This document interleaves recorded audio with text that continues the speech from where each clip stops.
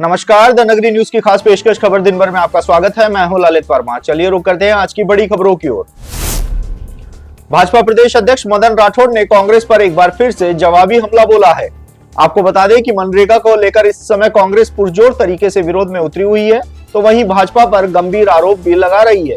तो वहीं अब मदन राठौड़ ने कांग्रेस को करारा जवाब दिया है। राठौड़ ने कहा है कि उन्हें आज तक ये समझ नहीं आया कि आखिर कुछ लोगों को जी राम जी के नाम से इतनी परेशानी क्यों है। उन्होंने सवाल उठाया है कि अगर जी राम जी के माध्यम से ग्रामीण इलाकों में रोजगार के अवसर बढ़ रहे हैं तो कांग्रेस और उनके नेताओं को इससे आपत्ति क्यों हो रही है। क्या कांग्रेस नहीं चाहती कि गांवों में रहने वाले लोगों के अच्छे दिन आए। कांग्रेस पर निशाना साधते हुए राठौड़ ने कहा है कि पार्टी अपने ही कार्यकर्ताओं को संभालने में पूरी तरीके से नाकाम साबित हो रही है। उन्होंने कांग्रेस नेता प्रताप सिंह खाचरियावास के बयान पर पलटवार करते हुए कहा है कि राम नाम से उनकी समस्या क्या है ये आज तक स्पष्ट नहीं हो पाया है, जबकि पहले भी जी राम जी नाम का पूरा अर्थ समझा चुके हैं। इसके साथ ही राठौड़ ने राहुल गांधी, डोटासरा और ममता बनर्जी पर भी बड़ा निशाना साधा। जयपुर में सोमवार को अपनी मांगों को लेकर कर्मचारियों ने प्रदर्शन किया। इस दौरान कुछ कर्मचारी मुर्गा बन गए तो कुछ नाचते हुए रैली में चले। अल्बर्ट हॉल से शुरू हुई रैली सिविल लाइन तक निकाली गई। रैली के चलते रामबाग सर्किल से अजमेरी गेट तक और स्टेचू सर्किल से राज मंदिर जाने वाले रास्ते पर जाम भी देखने को मिला। प्रदर्शन अखिल भारतीय राजस्थान राज्य कर्मचारी संयुक्त महासभा के बैनर तले किया गया। संगठन के प्रदेश अध्यक्ष महावीर शर्मा ने बताया कि सरकार के 2 साल से बात नहीं कर रही है। बजट घोषणा को लेकर हर तबके से सुझाव लिए जा रहे हैं, लेकिन कर्मचारियों को सुनने के लिए सरकार के पास समय नहीं है। कर्मचारी प्रमोशन, पुरानी पेंशन योजना बहाल रखने, संविदा कर्मियों और ठेका कर्मियों को नियमित करने, ट्रांसफर नीति लागू करने और निजीकरण रोकने सहित विभिन्न मांगों को लेकर रैली निकाली गई। स्वामी विवेकानंद जयंती राष्ट्रीय युवा दिवस के अवसर पर जोधपुर से रन फॉर स्वदेशी का आयोजन किया गया है। नए भारत का संकल्प स्वदेशी व स्वावलंबन थीम पर आयोजित इस रन को जोधपुर सर्किट से शिक्षा एवं पंचायती राज मंत्री तथा जोधपुर के प्रभारी मंत्री मदन दिलावर ने हरी झंडी दिखाकर रवाना किया। रन फॉर स्वदेशी में जोधपुर शहर के हजारों विद्यार्थी दौड़े। स्वयं शिक्षा एवं पंचायती राज मंत्री मदन दिलावर ने रन में बच्चों के साथ दौड़कर उनका उत्साहवर्धन किया। रन का समापन राजकीय नवीन उच्च माध्यमिक विद्यालय मोहनपुरा जोधपुर पहुंचकर सभा के रूप में किया गया। इस अवसर पर युवाओं को संबोधित करते हुए मंत्री दिलावर ने सभी प्रदेशवासियों को स्वामी विवेकानंद जयंती राष्ट्रीय युवा दिवस की बधाई दी। सोने चांदी के दाम आज यानी कि 12 जनवरी को ऑल टाइम हाई पर पहुंच गए हैं। India Boolean and jewellers association के अनुसार 10 ग्राम 24 कैरेट सोने का भाव 2,883 रुपए बढ़कर 1,40,005 रुपए पर पहुंच गया। इससे पहले 29 दिसंबर 2025 को सोने की कीमत 1,38,161 रुपए ऑल टाइम हाई पर पहुंची थी। वहीं 1 किलो चांदी की कीमत 14,475 रुपए बढ़कर 2,57,283 रुपए पर पहुंच गई है। इससे पहले 7 जनवरी को ही चांदी की कीमत 2,48,000 रुपए प्रति किलोग्राम के ऑल टाइम हाई पर पहुंची थी।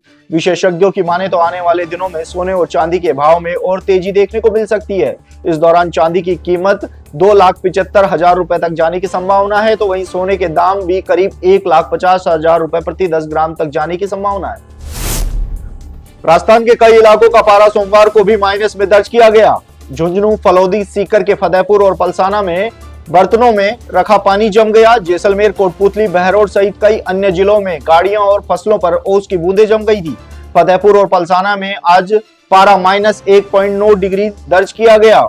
वहीं कड़ाके की सर्दी के कारण जयपुर सहित 11 जिलों में स्कूलों की छुट्टियां भी बढ़ा दी गई है। कुछ जिलों में समय बदला गया है। मौसम विभाग के अनुसार कड़ाके की सर्दी का ये सितम अगले कुछ दिन और तक जारी रहने की संभावना है। 14 और 15 जनवरी के बाद सर्दी से कुछ राहत मिलती हुई नजर आ सकती है। करनी पैलेस रोड पर 132 केवी की हाई टेंशन लाइन की करंट से 70% झुलसी अनुष्का की मौत होने पर पृथ्वीराज नगर जन विकास समिति के तत्वावधान में घटनास्थल पर श्रद्धांजलि सभा आयोजित की गई, जिससे आसपास की विकास समितियों के पदाधिकारी व आमजन भी शामिल हुए। सभी ने अनुष्का को श्रद्धांजलि स्वरूप पुष्प अर्पित किए व 2 मिनट का मौन रखा गया। सभा के बाद पीड़ित परिवार को 10 लाख रुपए का मुआवजा व हाई टेंशन लाइन को शीघ्र अंडरग्राउंड करने का प्रस्ताव पारित किया गया। समिति के अध्यक्ष अनिल माथुर ने बताया है कि 132 केवी एच पोल हाई टेंशन लाइन 70 वर्ष पुरानी है व तारों की ऊंचाई रोड से लगभग 20 फीट की होने के कारण आए दिन दुर्घटनाएं से लोग मर रहे हैं व प्रशासन मौन है। घनी आबादी क्षेत्र में वर्ष 2020 में हाई टेंशन लाइन के नए नियम आ गए, जिसे तुरंत लागू करके 60 फीट रोड पर पट्टे जारी किए जाए। गौरतलब है कि नए नियमों में राइट ऑफ वे को कम करके हाई टेंशन तारों को ऊंचा करने का हवाला दिया गया है। नसीराबाद के अजमेर मार्ग स्थित पीली कोठी के निकट एक रोडवेज बस चालक ने तेज गति से लापरवाही से बस चलाकर कार को जबरदस्त टक्कर मार दी, जिससे कार बुरी तरीके से क्षतिग्रस्त हो गई। दुर्घटना के बाद रोडवेज बस चालक और परिचालक वाहन छोड़कर फरार हो गए। राहगीरों ने बताया है कि कार नसीराबाद से अजमेर मार्ग स्थित वीर चौराहे की तरफ जा रही थी और रोडवेज बस अजमेर से कोटा की तरफ से आ रही थी। पीली कोठी के सामने पहुंचते ही दोनों वाहनों में जबरदस्त भिड़ंत हो गई। भिड़ंत इतनी तेज थी कि कार के पैराशूट खुल गए। रोडवेज बस के चालक और परिचालक मौके से भाग जाने के कारण बस में यात्री परेशान होते हुए देखे गए। कार का पैराशूट खुलने के कारण कार चालक बच गया, नहीं तो कोई बड़ा हादसा भी हो सकता था। जब अपनी खोई हुई चीज मिलती है तो खुशी का कुछ और ही ठिकाना रहता है। कुछ ऐसा ही नजारा आज देखने को मिला अजमेर के ब्यावर में। परिवादियों के खोए हुए मोबाइल जब उनको वापस लौटाए गए तो परिवादियों के चेहरे खुल उठे।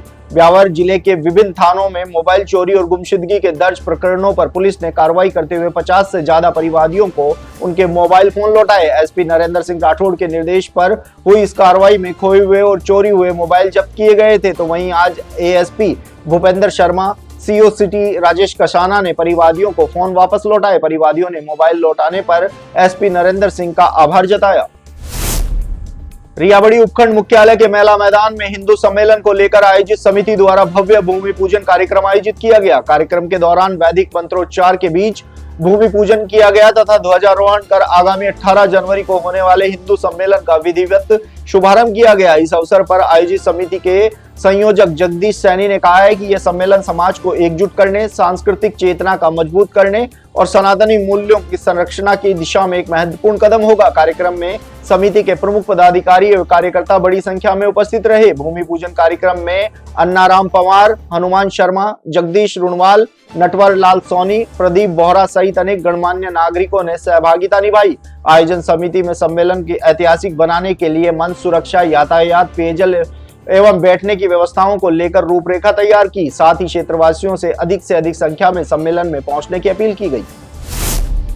नसीराबाद सदर पुलिस थाना अंतर्गत रतनपुरा हनुंतिया गांव में एक ही परिवार की 2 नाबालिग घर से बिना बताए लापता हो गई हैं, जिसकी परिजनों ने थाने में गुमशुदगी रिपोर्ट दी है।